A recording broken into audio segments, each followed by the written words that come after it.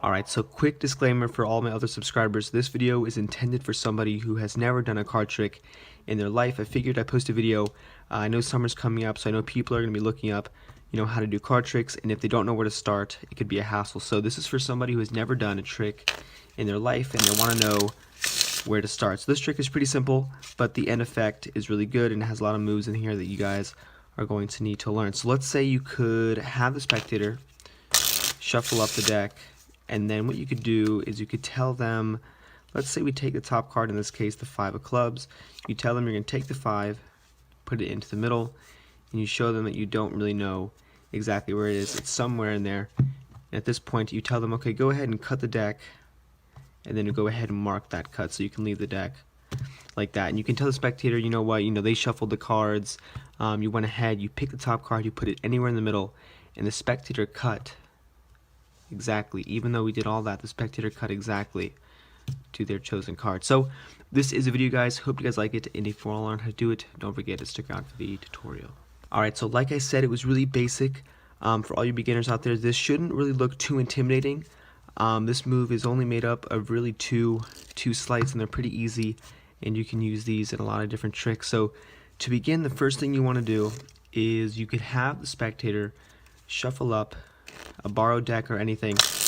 They could shuffle it up, and at this point all you have to do is get a double lift. So I'm going to leave a link on the screen for the double lift here, because if I explain it in this video, it kind of takes too long, and the video I already have is a lot more detailed. So essentially what you're doing is, instead of flipping over one card when you're doing the trick, you're actually going to be flipping over 2 cards to make it look like you're flipping over 1. And like I said, this video is directed towards beginners, so when you first do the double lift, don't be discouraged that it's going to look really sloppy, because it takes a while to get it to look smooth like that. So the whole premise, okay, a quick tip for when you do the double lift is you can take the 2 cards and you can leave them out jogged a little bit in the back and then pick it up. And like I said, guys, I have another detailed description for the double lift here. If you click the link, that'll take you there.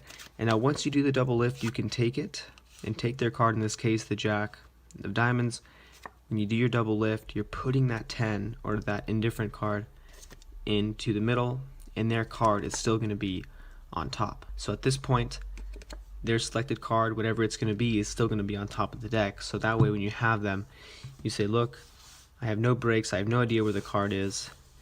And what you want to do is, if you know how to shuffle cards, you can keep that selected card on top by ending the riffle with your right hand.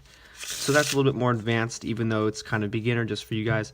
The whole thing here is the card stays on top, and then what you do is when you cut the cards, you're going to tell the spectator, okay, cut the cards anywhere you like. You move the card pack over to the right, or whatever the spectator does. You take the bottom half of the packet and you tilt it, and you put it on top of the other packet, and the top card is going to be right there. So that's kind of how the trick works. And then when you place the bottom packet on top of the top, you kind of misdirect them, and you kind of go over or recap the trick. This way the spectator kind of has time to forget about the placement of these decks. So if you kind of misdirect them, talk to them a little bit about how they shuffled the deck, how you place the card in the middle and then shuffled the cards again, they're going to kind of forget that this here is the top card. And if you do it convincingly, they're not going to guess it, second guess it anyway. So that is pretty much the trick. Okay, so you cut the cards, you leave it on top to mark the cut, flip over the top card, and this is a trick, guys. And like I said, this was intended for anybody who's looking to get a start in Magic. So if you did happen to like my videos, don't forget to subscribe, and as always, guys, thanks for watching.